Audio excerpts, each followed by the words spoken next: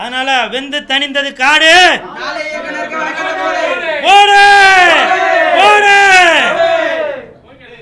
இந்த படத்தில் நான் நடிக்கிறது வந்து ரொம்ப சந்தோஷப்படுறேன். ஏன்னா இந்த படத்தில் எனக்கு வாய்ப்பு கிடைத்தது நம்ம இமான் அண்ணாச்சி மூலமாக தான் அப்படின்னு கேள்விப்பட்டேன். நன்றி இமான் அண்ணாச்சி அவர்களே. அவங்கள்ட்ட தான் சார் நம்பர் வாங்கி எனக்கு வந்து இந்த படத்தில் ஒரு கேரக்டர் ஒன்று ஃபிக்ஸ் பண்ணியிருக்கதா சொன்னாங்க. இப்போ கூட கேட்டிங்க இந்த மாதிரி என்ன வரும்போதே டீமோடு வந்துட்டிங்களா அப்படின்னு. அப்படி இல்லை, கூட்டம் இருக்கிற இடத்துல கூல் சுரேஷ் இருப்பான், கூல் சுரேஷ் இருக்கிற இடத்துல கூட்டம் இருக்கும். அதுதான். ஸோ அதனால் எப்போவுமே நமக்கு பின்னாடி ஒரு கூட்டம் இருந்துகிட்டே தான் இருக்கும். அது வந்து அன்பால் சேர்ந்த கூட்டம், பண்பால் சேர்ந்த கூட்டம், பாசத்தால் சேர்ந்த கூட்டம். விரைவில் நம்ம நாளை இயக்குனர் படத்தோட இசை வெளியீட்டாளர் உங்களையெல்லாம் சந்திக்கிறோம். சரிங்களா? ஏன் 4 கோடி இல்லை சார், 5 கோடி. எப்படி 5 கோடி சம்பளம் வாங்குற ஹீரோக்கு ஈக்குவலாக நான் இருக்கேன். இது வந்து ஆடியன்ஸுக்கு தெரியும், டைரக்டருக்கு தெரியும், ப்ரொடியூசருக்கு தெரியும், எல்லாருக்குமே தெரியும்.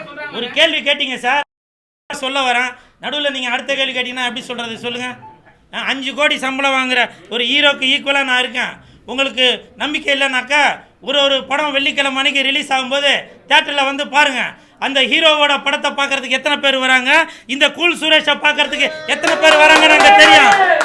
இதை நான் வந்து சும்மா ஏதோ ஒரு ஆதங்கத்தில் அகம்பாவத்தில் சொல்கிறேன், நான் நடக்கிறத தான் சொல்கிறேன் நான். புரியுதுங்களா? இன்றைக்கி வந்து தியேட்டருக்கு படம் பார்க்க வர்றதுக்கு ஆடியன்ஸ்லாம் தியேட்டருக்கு வரணும்னு சொல்லி நான் வந்து என் உடல் பொருள் ஆவி அனைத்தையும் செலவு பண்ணிகிட்டு இருக்கேன் தியேட்டர் வாசலில் போய். அது ஏன்? நான் வந்து சினிமாவை லவ் பண்ணுறாள். அதனால் சினிமா தான் என் மூச்சு, சினிமா தான் என் பேச்சு. புரியுதுங்களா?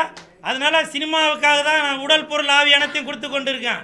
அதனால் எனக்கு பணத்தை செலவு பண்ணுறதுனால எந்த தப்பும் இல்லை. படிக்கட்டில் வரும்போது பேசிட்டு வந்ததா சொன்னார். உண்மையிலேயே படிக்கட்டில் வரும்போது நான் பேசிட்டு தான் வந்தேன்.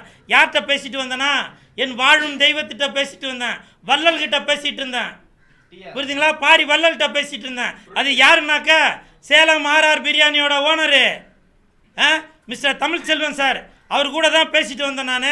அவர் அந்த வாரி வழங்கும் வள்ளல் அவங்க நம்மளுடைய இந்த நாளை இயக்குனர் படத்தில் வந்து நடிக்கிறாரு அப்படின்னு சொல்கிறப்ப எனக்கு ரொம்ப சந்தோஷம். நான் கேட்டேன், எங்கண்ணா இருக்கிறீங்க அப்படின்னு கேட்டேன். தம்பி 100 எண்ணிட்டுருங்க, 100 எண்ணும்போது நான் அந்த இடத்துல வந்து நிற்போம் அப்படின்னாரு. அப்படி ஒரு தெய்வம் அவர் கூட தான் பேசிகிட்டு இருந்தேன். ஓகே, வந்துடுவார்.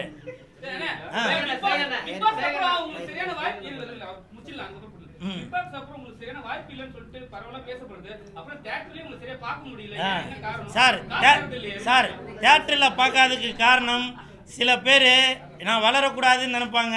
அதுக்காக அவங்களால முடிஞ்ச அளவுக்கு என்னை வந்து பின்னுக்கு தள்ளுன்னு பார்ப்பாங்க. ஆண்டவன் தடுக்கிறத யாராலையும் கொடுக்கவும் முடியாது. அப்புறம் அடுத்த கேள்வி கேட்டுங்க. பிக் பாஸ் போயிட்டு வந்து 3 படம் ஹீரோவாக நடிக்கிறாங்க. தட்டு 3 படம் ஹீரோவாக நடிக்கிறேன். இப்போ கூட எனக்கு வாயில் வருது அந்த படத்தோட பேர் சொல்லான்னு. இருந்தாலும் இயக்குனரோட அனுமதி இல்லாமல் சொல்லக்கூடாது. வருகின்ற இன்னும் 1 வாரத்தில் அந்த ஃபஸ்ட்டு படத்தோட பேர் வெளியில் வரும். பாருங்க. ஏன்னா இப்போவும் சொல்கிறேன், அந்த இயக்குனர் பார்த்துட்டு தான் இருப்பார். இயக்குனர் பேர் கூட நான் சொல்லுவேன், உதயா நீங்கள் பார்த்துட்டு தான் இருப்பீங்க. இருந்தாலும் உங்களுடைய அனுமதி இல்லாமல், தயாரிப்பாளரோட அனுமதி இல்லாமல் நான் படத்தோட பேர் சொல்லக்கூடாது. இதே ப்ரெஸ் மீட் முன்னாடி கண்டிப்பாக அந்த படத்தோட பேர் வெளியிடப்படும். அன்னைக்கு கைத்தட்டலும் விசில் சத்தமும் விண்ணை பிளக்கும். நீங்கள் வெயிட் பண்ணி பாருங்கள்.